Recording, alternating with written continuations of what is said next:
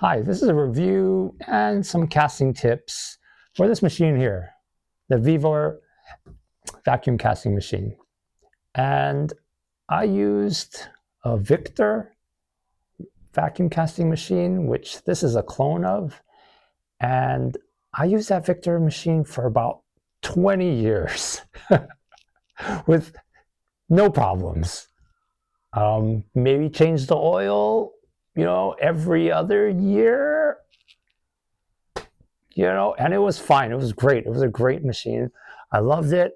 But when I moved, I could not bring all my machinery with me. So I was just like, I'm just going to buy all new stuff. And, I was shopping around and I was thinking to myself, this machine being a clone, it's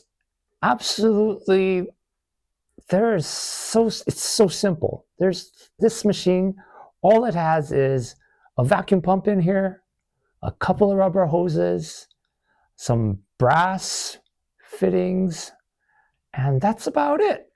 And the gauge. It's such a simple machine that if anything breaks on it, you can fix it pretty easily. Especially, I opened it up and I looked inside and I was just like, wow, that's pretty simple.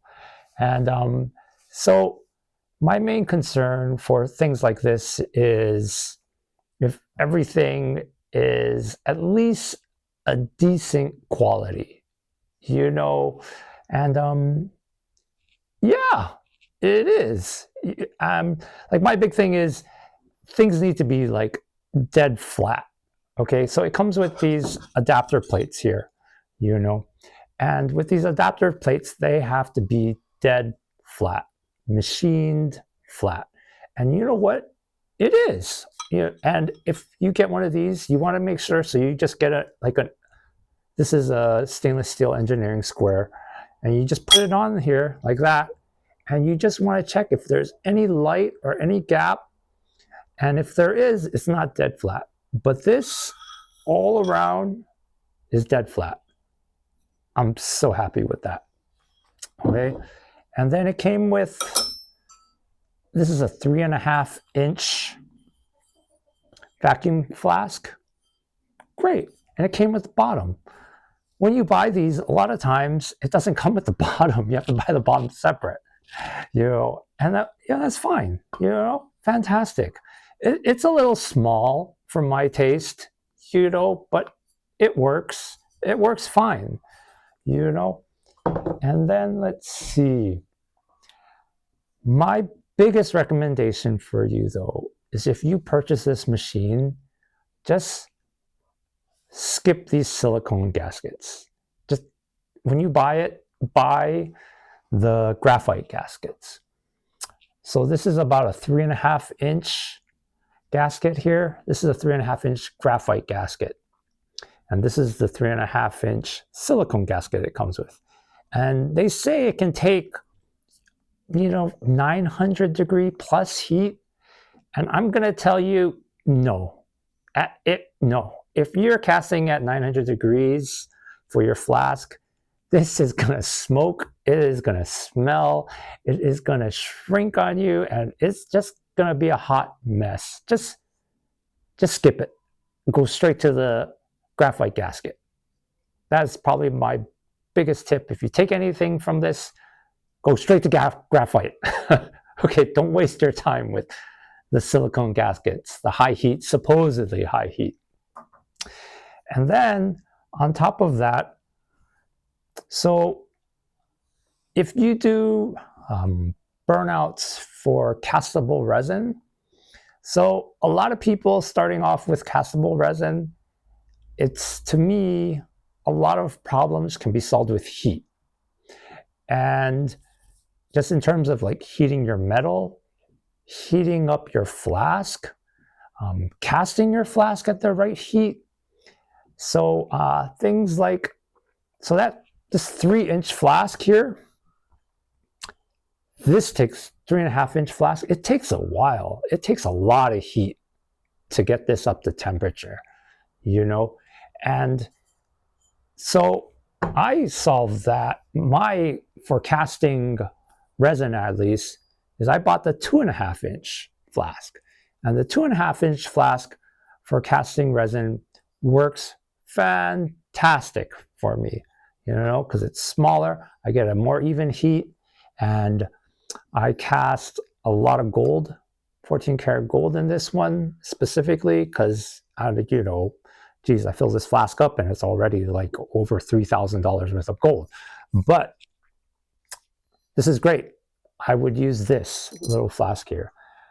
But this machine only comes with a 3.5 inch fitting and a 4-inch fitting. So what are you going to do with a 2.5 inch fitting? I could not, for the life of me, find the fitting for it.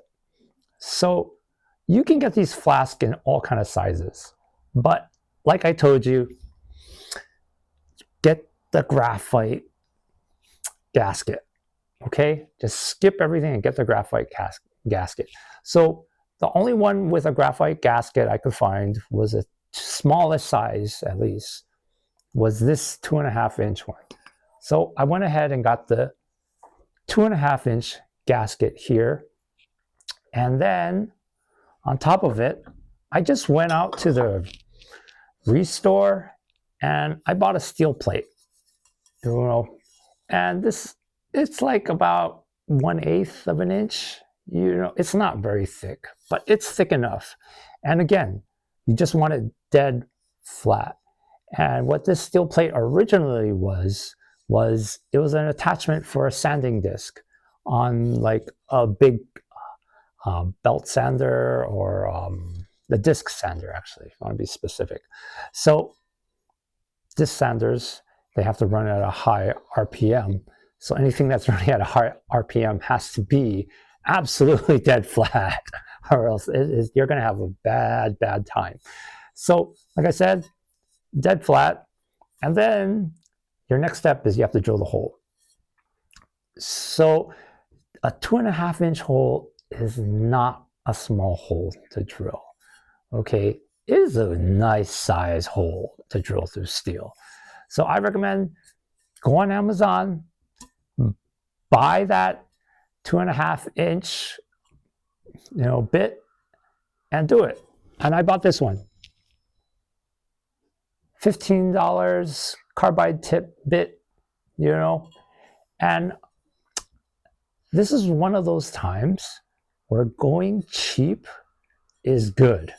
Okay, so all these hole saws, unless you're paying hundreds and hundreds of dollars for them, they are not going to be 2.5 inches. Okay, there is going to be some play in them when you drill that hole, whether you're drilling by hand. I drilled mine on a drill press, and there's going to be some play. You see that?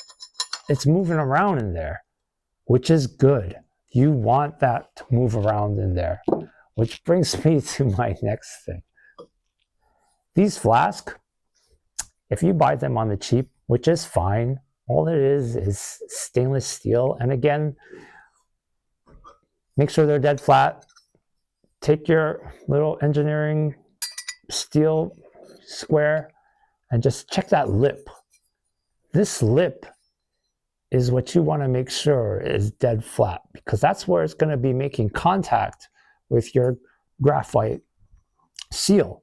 And sure enough, this flask, you know, when I inspected it, it had perfect machine, you know, welds on it, beautiful machine welds on it.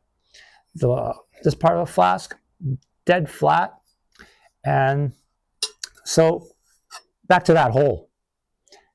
You want that cheap bit, because what happens is the bit is going to drill a hole that is not 2.5 inches. It's going to be a little larger than 2.5 inches, off like by 1 millimeter, you know, which is perfect, because what happens when you heat steel up is it expands. And you want to, when you are working with hot metal, you want this to slide in just right. So when this metal expands, you need a little bit of give, you know, you need a little bit of space. So that way, when you go ahead and drop this in here, it's going to drop in perfect. The other thing about these flasks at least the cheap ones that you get. So this 3.5-inch flask that you get with this machine here, again, you're going to have to inspect it. Make sure this lip here is dead flat, perfectly flat. Great. But this is not an expensive machine. So you want to make sure, check the welds, make sure it's nice and welded. This one came again, machine welded, perfect. So so these hold the top of the investment in place, so you don't get a blowout. But these are just tack welded. So when I got mine was just tack welded here, and it was a little sloppy, which is fine, okay? But, and from personal experience, okay, it was protruding out a little bit. So when I did my first pour and I heated this flask up and I took it and I put it into the machine here, it stuck out. It would not go in, and I nearly freaked out. So get your flask, file down anything, make sure it's nice and filed down. Look on the inside, make sure the inside is smooth. All you have to do is just take some sandpaper, sand it, 220. That's fine. It's not a big deal. It's not going to hurt it. You're fine. Back to my 2.5-inch plate. Sorry, it's everywhere, right? But this 2.5-inch plate, what I did was I just put it on here. I put the 4-inch gasket that it came with. Hey, that's fine, put that there. Then I put the graphite gasket there. And next thing you know, this works perfect. You can cast a 2.5-inch flask. And the burnout, everything will be incinerated. It's way smaller, uses way less investment, and it's just going to incinerate everything in there. And this works. I've used this about 20 times now. I use this about 20 times. I like to cask my flask at about 1,000 degrees Fahrenheit, and that seems to work the best for me. When I do thicker pieces, like I do get rings that are about 50 grams of silver at least, and yes, I do then bring down the temperature significantly, But for my flask, I bring it down to almost 800-900 degrees. But you know what? It doesn't matter. You got that graphite, gasket, and you don't have to worry about temperature anymore,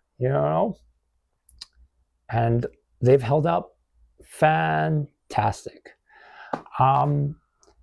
Some subtle differences between this one and the more expensive ones out there is my old one had a port up here for changing the oil out, and you should be changing your oil out for that vacuum seal in there, because it will get cloudy with just residual investment, and it's one of those weird things you never think about, but you should check that out. I would say once a year. It's not going to hurt anything. It's pretty easy, So other than that, I am shocked how well this machine works. And when I do my casting, I push everything. All the rules are I follow the rules, don't get me wrong, okay? But I really enjoy pushing them to their limits. I will cast things at 0.23 millimeters thick, okay? Which is a no-no, because you're supposed to 1 millimeter is the thickest it should be, minimum thickness. And it works. It works great, I would say. And if you're thinking about picking one of these up, yeah, I recommend it. you know. Geez, they're great. I can't talk about the other clones out there, you know, but this one from vevor, yeah, I'm impressed with it. You know, I'm surprised. It was so cheap that I was like, if it breaks, I'll just buy a new one. But like I said, I'm 20 cast in, and it's holding up, you know. And if anything breaks on it, like I said, there's really nothing much going on in it. It really isn't. It's really easy to fix, you know. The other recommendation when you're using this machine is, if you are using the casting side, you cannot have this bell jar on. Okay, just go ahead and take this bell jar and put it on the side, put it on the ground, put it anywhere, not even remotely close to the machine. Because what happens is, when you release your seal, it takes the air from here, and it releases the pressure from this side. But if this is covering it, it cannot release the pressure, and that will be stuck. Your casting investment will be stuck there, you know. Same goes for when you're using this side. Make sure nothing's blocking that. Yeah, just make sure nothing is blocking that, and you'll be fine, you know. Like, other than that, no complaints. This is a great machine. I'm pleasantly surprised by it, you know. The other thing that I would recommend is, this is something I've just always done. Like, when you're casting and you go ahead and you're doing you turn your machine on, and it should always be at vacuum release first, and then you turn it on to the casting chamber, right? When you're done, don't just hit the off button. You want to turn it to the vacuum release first, let it degas all the pressure out, and then turn it off. From my understanding, there's some kind of back feed thing going on. I'm not exactly 100% sure, but it's just one of those little things that I just keep in mind, and it's just like a routine for me now. After all these years, I just do it. You know. But yeah, again, great machine. Totally recommend it. Super simple, nothing to worry about. You know, easily serviceable by yourself. You know, if you know, I mean, there's really nothing much in there. Okay, thank you. Bye-bye.